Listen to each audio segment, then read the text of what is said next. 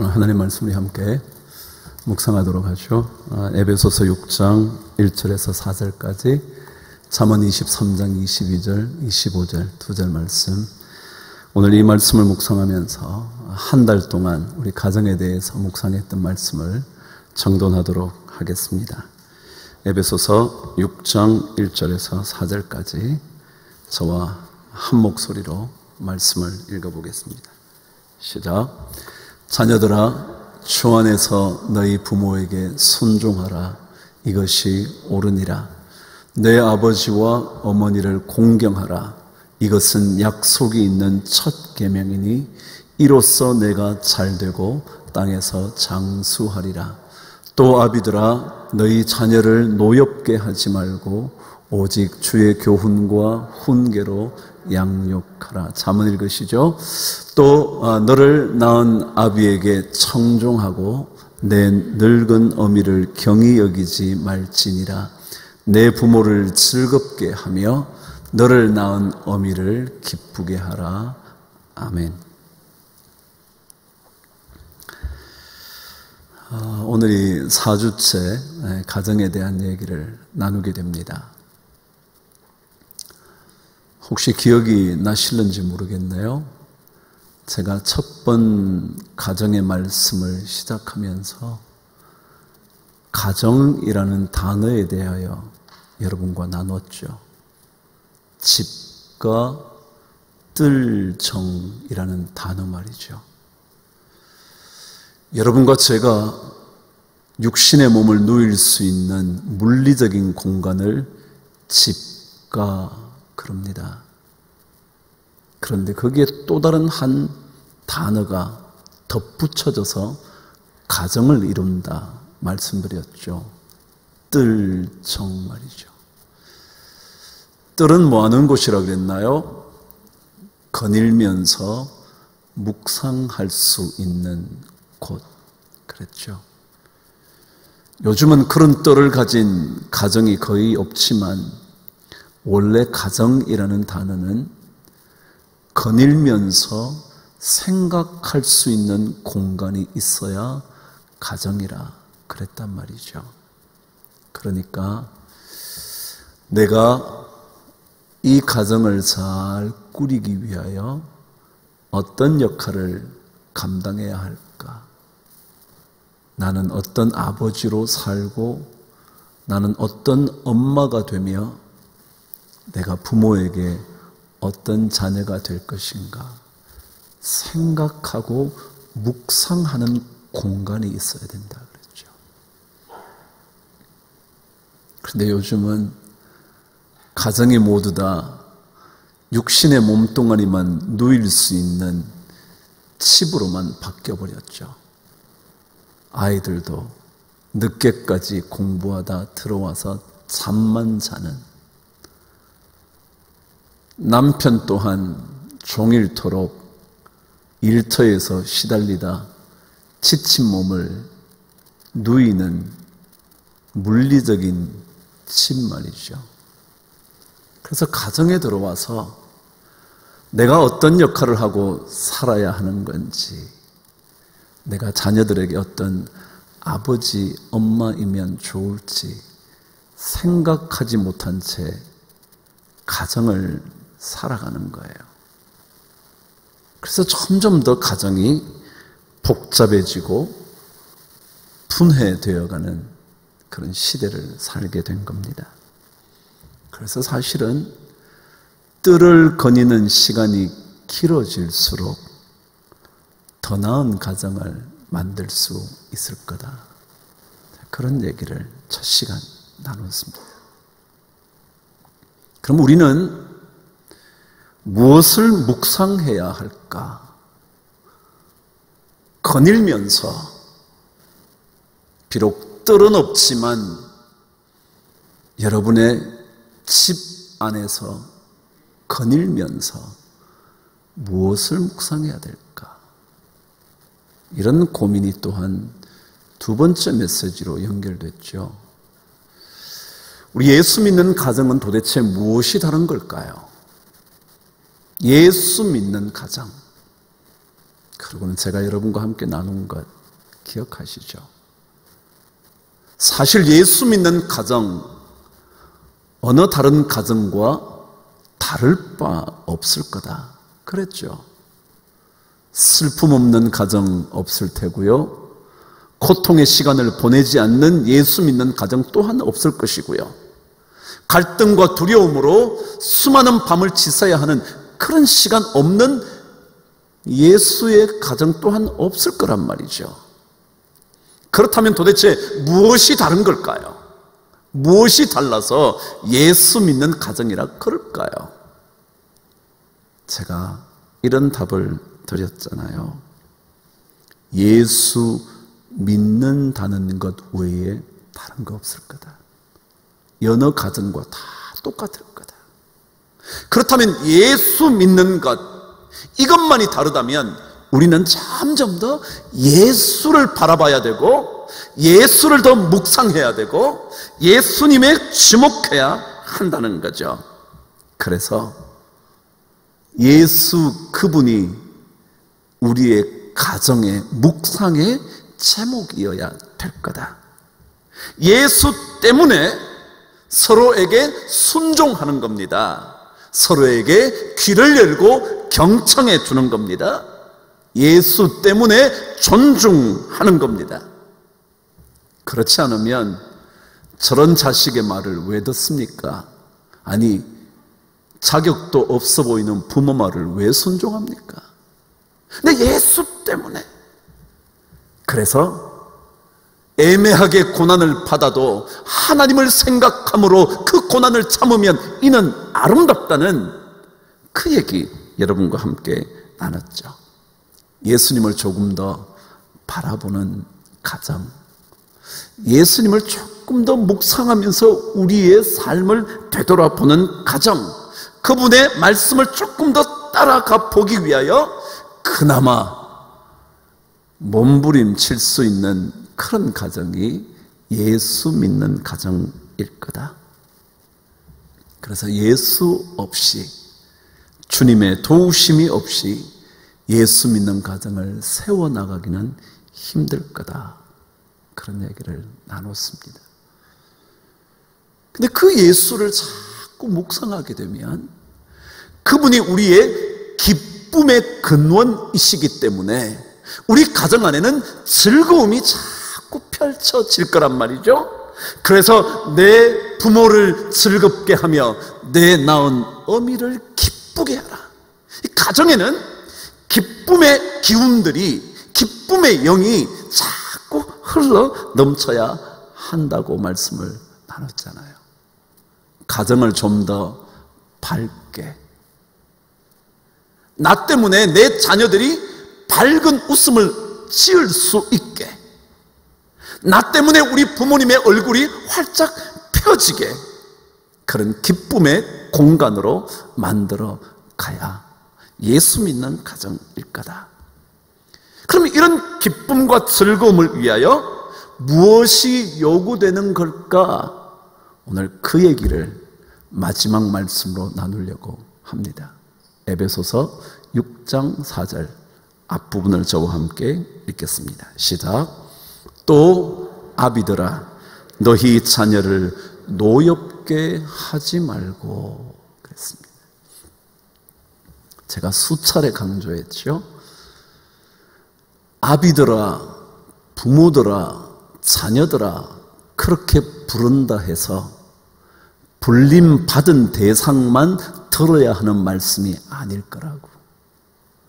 아름다운 가정을 꾸려가려면 아비들아라고 말하는 순간 그 얘기가 아버지 얘기가 아니라 나 얘기인 줄 알아야 되고, 자녀들아라고 말할 때 내 자식이 꼭 들어야 돼, 그 말씀이 아니라 내가 들어야 하는 말씀으로 들어야 이 가정이 예수 믿는 가정이 된다 그랬잖아요. 그럼 오늘 말씀에 보면 또 아비들아, 그런다면 아비인 저만, 아니 특별히 제가 들어야 하지만 저만이 아니라 어쩌면 어머니인 여러분들도 혹은 자녀인 여러분들도 귀담아 들어야 할 말씀일 이라는 거죠. 근데 뭐라 그러냐면 노엽게 하지 말라, 화나게 만들지 말라는 거죠. 기쁨의 가정, 즐거움의 동산 만들기 위해서는 서로를 분노하게 만들지 말라는 거예요. 그런데 이것은 분노하게 만들지 않는 것보다 더 중요한 것은 내 안에 있는 분노의 감정을 조절할 줄 알아야 한다, 그런 얘기 같습니다. 다시 말하면 우리 예수 믿는 가정의 구성원들은 감정을 조절할 줄 아는 영적인 훈련이 필요하다는 거죠. 이 감정을 잘 다스려야 가정 안에 분노의 영이 지배하지 않을 수 있다는 거죠. 의외로 많은 사람들이 가정을 분노의 분출 장소로 사용하는 경우가 있더라고요. 회사에서 상사에게 억울한 일을 당하면 그 억울한 감정을 가정에 와서 풀더라고요. 가정에 와서 그 분노를 터뜨리는 거예요. 의외로 자녀들도요, 친구들과의 관계가 뒤틀린 그 분노의 감정을 아무것도 알지 못하는 부모에게 마구 터뜨리더라고요. 마치 가정은 분노해도 괜찮은 공간인 것처럼 터뜨려 놓기 시작을 하는 거예요. 아버지들이 말이죠, 돈을 잘 벌지 못하면 괜히 가정에서 분노하더라고요. 자식들을 향해서 갑자기 목소리를 높이는 거예요. 쓸데없는 물건을 샀다며 아내를 나무라는 거예요. 괜히 자신의 감정을 가정 속에서 자꾸 퍼뜨리는 거예요. 여러분, 이 감정이라는 거는요, 우리에게 너무 익숙하지만 사실은 가장 깊은 곳에서 움직이는 마음의 활동입니다. 그래서 사람들을 가리켜 감정적인 동물이라 그러잖아요. 심지어 우리가 이성적인 판단을 내린다고 말할 때도 사실은 이미 감정적으로 다 결정하고 그 감정을 설명하기 위하여 이성을 동원합니다. 그렇지 않나요? 정직하게 생각해 보시죠. 그 사람이 기분 나빠지면요, 먼저 감정 속에 이미 기분 나쁨이 확 자리를 잡아요. 그러고 난 다음에 얘기를 이성적으로 막 하는 거예요. 마치 아닌 것처럼. 그러잖아요. 그러니까 그만큼 감정이라는 것은 우리 안에 깊숙이 담겨져 있는 겁니다. 그래서 이 감정은 어떤 것은 금방 지나가 버리기도 하지만 어떤 감정은요, 평생토록 우리 가슴에 쌓여서 잊혀지지 않는 상처가 되기도 한다는 거예요. 그래서 어릴 때 부모에게 받은 상처는 성인이 된 다음에도 잊지 못한다잖아요. 어릴 때 깊이 새겨져 버린 상처는 수십 년의 세월을 지나도 잊지 못할 트라우마로 남는다는 거예요. 그 감정이거든요. 사실 우리가 기분이 좋지 않을 때 펼쳐내는 그 감정에 사로잡히면 우리는 평생 감정의 노예로 살아갈 수밖에 없습니다. 오히려 그런 감정을 조금씩 조절하고 통제하면서 행동을 한번 바꾸어 봄으로 인하여 감정을 다스리기 시작해야만 우리는 감정의 노예가 되지 않고 분노를 퍼뜨리지 않을 수 있다는 거예요. 그래서 우리는 이 감정을 위하여 사실은 주님께 기도해야죠. 성령께서 정말 내 마음을 다스려 주시도록 진짜 기도해야죠.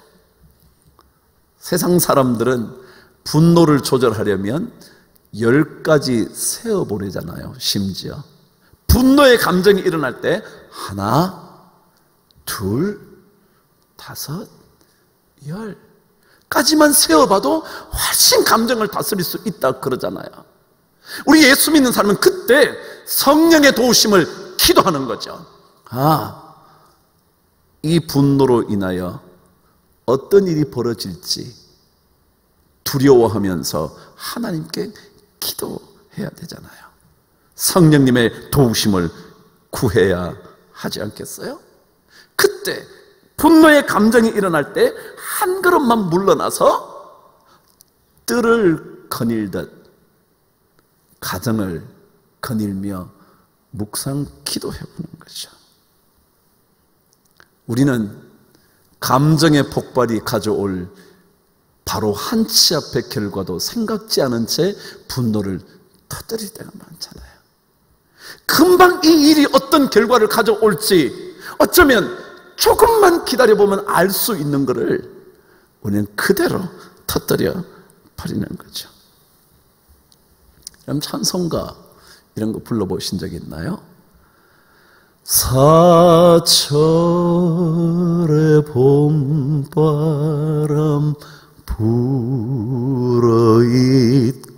불어있고 하나님 아버지 모셨으니, 이 찬송이요. 그럼 한번 보시죠. 사철이라는 말은 봄, 여름, 가을, 겨울이잖아요. 근데 사철에 어찌 봄바람이 불겠습니까? 봄이라면 봄바람이 불겠지만 여름이라면 어쩌면 태풍이 불어올 거고요. 겨울이라면 살을 애는 듯한 삭풍이 불어올 텐데 어찌 사철에 봄바람이 불어서 이어지기를 찬송했겠냐고요. 우리 인생에도 태풍이 불어닥치는 듯한 순간이 있을 텐데 그때도 따뜻한 봄바람이 불어 이어지도록, 겨울에 우리의 인생이 마치 겨울처럼 메말라 고통의 깊숙한 곳에 파묻혀버리기 쉬울 그때에도 마음을 녹여주는 따뜻한 봄바람, 이것이 불어있도록, 불어서 이어지도록, 봄만이 아니라 여름만이 아니라 겨울에도 계속 이어지도록 하는 것, 그러기 위하여 하나님 아버지 모시는 이 믿음의 삶, 믿음의 반석도 든든하다. 우리 집 즐거운 동산이라. 그런 거 아닌가요? 분노의 감정을 다스리지 못하면 봄바람의 기운을 누릴 수 없죠. 즐거운 동산일 수 없죠. 아버지가 계시는 집안을 들어가는 공포를 느끼는 자녀가 있다면, 남편의 그런 모습 때문에 가정이 두려움의 장소가 된다면, 오늘 성경은 분노의 감정을 잘 다스려라. 그러면 이런 분노의 감정을 다스리려면 뭐가 필요한가? 오늘 성경 6장 4절 다시 한번 끝까지 읽어보도록 하죠. 시작. 또 아비들아, 너희 자녀를 노엽게 하지 말고 오직 주의 교훈과 훈계로 양육하라 그랬습니다. 이 분노의 감정을 다스리려면 우리 안에 무슨 마음이 필요하냐 하면 양육의 마음이 필요하다. 양육의 마음.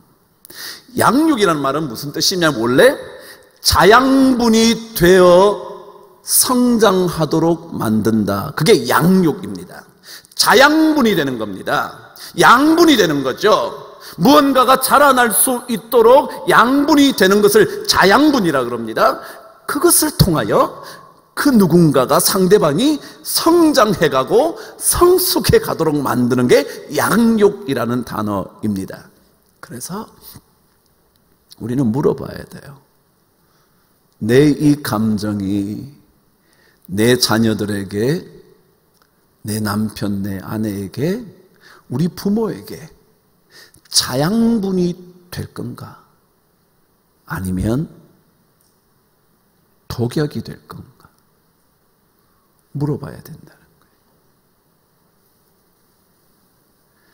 나의 감정을 터뜨리는 것이 정말 자녀들을 잘 자랄 수 있도록 만드는 양분이 되어 주는 건지, 아니면 그 자녀의 인생을 무너뜨리고 절망하게 만드는 독극물이 될 것인지 질문해 보아야 한다는 거죠. 인체 생리학자의 연구 하나 읽게 됐어요. 한쪽에 얼음물을 놔두고요, 튜브를 코와 연결하고 얼음물에 연결해 놓는데요, 그러고는 감정 상태에 따라 우리 코에서 뿜어져 나오는 것이 어떤가를 조사했다는 거예요. 내용이 뭐 알만하겠죠? 근데 참 이상하게도 마음이 평온한 상태에 있을 때 코에서 뿜어져 나오는 액체는 맑고 투명하다는 겁니다. 근데 슬플 때 나오는 액체의 성분은 조금은 하얀 침전물이 생기더라는 겁니다. 더더욱이 후회할 때, 그때는 단백질 침전물이 많이 쌓인답니다. 그런데 분노로 인하여 화가 났을 때 생기는 침전물은 보랏빛이더라는 겁니다. 그래서 그 보랏빛 액체를 모아다가 실험용 쥐에다가 주사를 놔봤더니 놀랍게도 12분 만에 실험용 쥐가 죽어버리더라는 겁니다. 여러분, 우리 감정을 폭발시키는 것이 정말 자녀들에게, 우리 가정에 독약이 될지도 모른다는 거 아닐까요? 그래서 우리가 물어봐야 된다는 거예요. 내가 감정을 잘 다스리려면, 내가 진짜 자양분이 되어서 자녀들로 하여금, 혹은 부모님으로 하여금 멋지게 삶을 살아갈 수 있도록, 성장해 갈 수 있도록, 더 성숙해지도록 만들 수 있을지, 아니면 독약이 될지 모른다는 거죠. 역경을 만났을 때 분노하는 것은 최악의 선택입니다. 어려울수록 그 순간에 분노를 조절하는 것이 가장 중요합니다. 그렇지 않으면 그 순간의 분노가 독약이 되니까 말이죠. 우리는 자양분이 되어야 즐거운 가정을 만들 수 있는데 말입니다. 이런 자양분이 되려면 결론이에요. 제가 다시 한번 읽어드릴 테니까 들어보시죠. 또 아비들아, 너희 자녀를 노엽게 하지 말고 오직 주의 교훈과 훈계로 양육하라. 자양분이 되려면 우리 안에 주님의 말씀이 필요합니다. 그래서 우리가 이렇게 매주마다 말씀 듣잖아요. 다른 종교인들은 1년에 몇 차례만 가도 그뿐인데 우리는 계속 이 말씀을, 왜냐하면 그 말씀이 우리 안에 있어야, 그 말씀이 우리 안에서 움직여야, 그 말씀이 우리 안에서 살아 움직여 내 영혼과 골수를 관통할 수 있어야, 그래야 우리 안에 있는 이 분노의 감정을 잘 다스려서 오히려 어려울 때일수록 더 멋지게 성장하고 성숙할 수 있는 자양분이 될 수 있으니까 말이죠. 우리 가정 이야기 오늘 정돈을 합니다.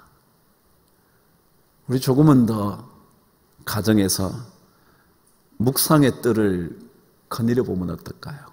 조금 더 예수님 생각하면서, 예수님 말씀을 묵상하면서 우리 조금 더 그렇게 될 때 예수 믿는 좋은 가정 우리가 꾸릴 수 있지 않을까, 그런 생각하면서 오늘 여러분과 가정의 말씀을 마칩니다. 모두들 이왕이면 조금 더 아름다운 예수의 향기가 각 가정 통해서 많이 퍼질 수 있게 되기를 바랍니다. 기도하겠습니다. 하나님 아버지, 우리의 가정이 사철에도 봄바람 불어 멈추지 않도록 믿음의 반석을 견고히 하도록 성령이여 꼭 다스려 주옵소서. 분노의 감정을 잘 다스려 그때가 오히려 우리의 가정 모두가 멋지게 성장하고 성숙하는 자양분 되게 하여 주옵소서. 예수 그리스도 이름으로 기도합니다.